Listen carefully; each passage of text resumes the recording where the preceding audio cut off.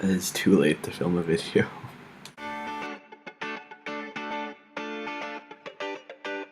It's 12 a.m. and I just wanted to do this video that I haven't had the time to do. It's my second random facts video, yay! Okay, so for my second random facts video, I wanted to do something that I personally feel passionate about, and it's geography. Yeah!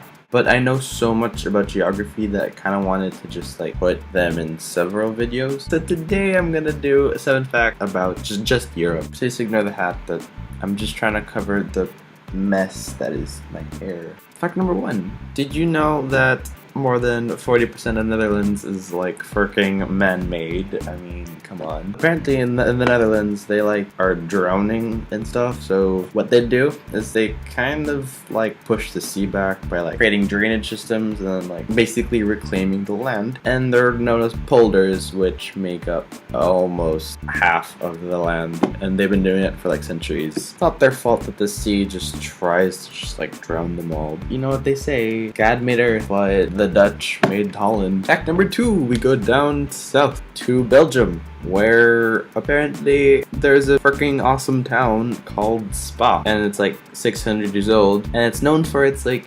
healing, health enhancing springs that people just go to, which is where we kind of get the word spa from. So if you've ever been like, what the hell does spa mean? Now you know. The more you know.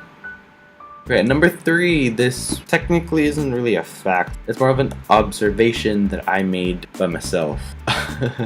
What I found out is that technically there are like 5 Luxembourgs kind of in the same area, but 4 of them are kind of like in each other. It's kind of weird. Well, first of all, you have the Luxembourg that everyone knows, you know, the country. Officially, it's called the Grand Duchy of Luxembourg. But then inside that, you get a district which is called Luxembourg. And then inside that district, which is called a canton, it's like a sub-district, that is also called Luxembourg. And inside that, you got the nation's capital, also called Luxembourg. Surprise, surprise. Now I know what you're thinking. That's only 4. Where's the 5th one? Well, it's not really inside it. It's more like beside it. The 5th Luxembourg is basically in Belgium. And I was like, what? But yeah, apparently Luxembourg back then was a lot bigger than you'd think the tiny nation is now. And apparently it has been like cut up into smaller pieces throughout the centuries. And apparently during the 3rd partition in 1839, the now Walloon province of Luxembourg was ceded to Belgium because of some revolution that I did not study. Anyways, apparently I'm focusing on really small countries. But did you know that Monaco, you know, the tiny city-state on the French Riviera, which is by the way well renowned for its tourism and gambling, does not have an airport of its own? So how, you might ask, do the freaking people, especially tourists, actually get there? Well, apparently they have to go through the French airport of Nice to get there, and from that Nice airport they basically have like bus transports or train transports to go like to and fro Monte Carlo and Nice. So you know, I guess that's okay. Funny enough, there actually is an international air transport system in Monaco. It's called the Monte Carlo International Heliport. But guess what? Those helicopters only fly to, you guessed it, Nice. The exact same place where you have to go to Monte Carlo. So basically you can fly to Nice and just like every other normal person, take a bus or a train, or you can be one of those fancy freaking rich people and take a private jet to Nice and then take a freaking private helicopter to Monte Carlo. Either way, you have to end up in Nice. Now, in terms of date of transition from monarchy to republican system, I'm sorry, United States, but the Republic of San Marino basically beats you at that. Oh, and if you don't know what San Marino is, it's like basically, this is Italy.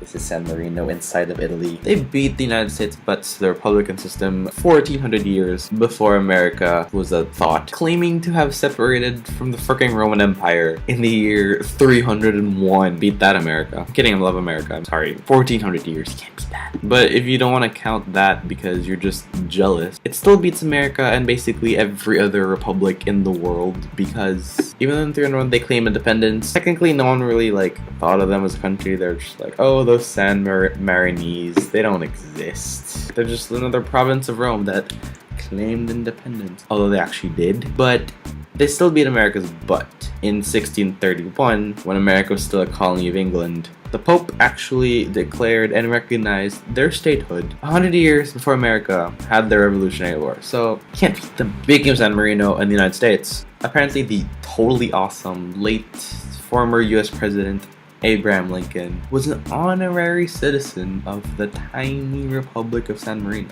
Now, they granted him honorary citizenship after he commended the Republic for proving, and I quote, "Government founded on Republican principles is capable of being administered as to be secure and enduring." This is because the tiny country, no matter how many times Italy tried to invade it, basically failed, and they've kind of just kept being an awesome republic on their own. So that's kind of awesome. Now, everyone knows like Gibraltar is a rock, or like, you know, those like famous straits that we learned in geography class, and for also like causing diplomatic tensions between Spain and the UK. But no one really knows about, or at least, you know, cares about, because I'm personally the only one who actually probably cares about this, but have you seen their freaking airport? Now, this may seem like typical normal airport until you kind of just like, you know, zoom in on this thing. Do you see that strip in between the runway that kind of like intersects it? Yeah, that's called Winston Churchill Avenue, which is basically the only land road route from Gibraltar to Spain. Is no one else freaking mind blown when they saw this? I was like,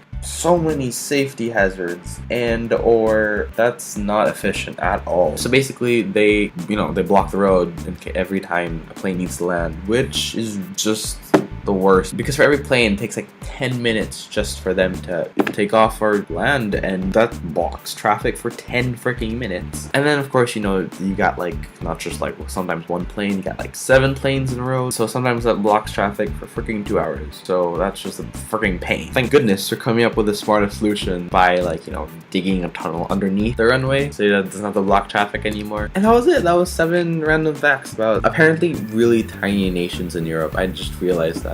I just didn't even notice that I collected facts about probably the 7 of the tiniest countries in Europe. Well, technically one of them is a territory. So yes, this is my awkward midnight freaking random facts video. Please don't mind this. This, again, is just to hide this. I need a haircut. I don't normally wear hats. But I hope you enjoyed that. Don't forget to like this video, or comment, or it's just really nice you can subscribe to me, but you know, you don't have to do that. But I'd appreciate it a lot. Bye!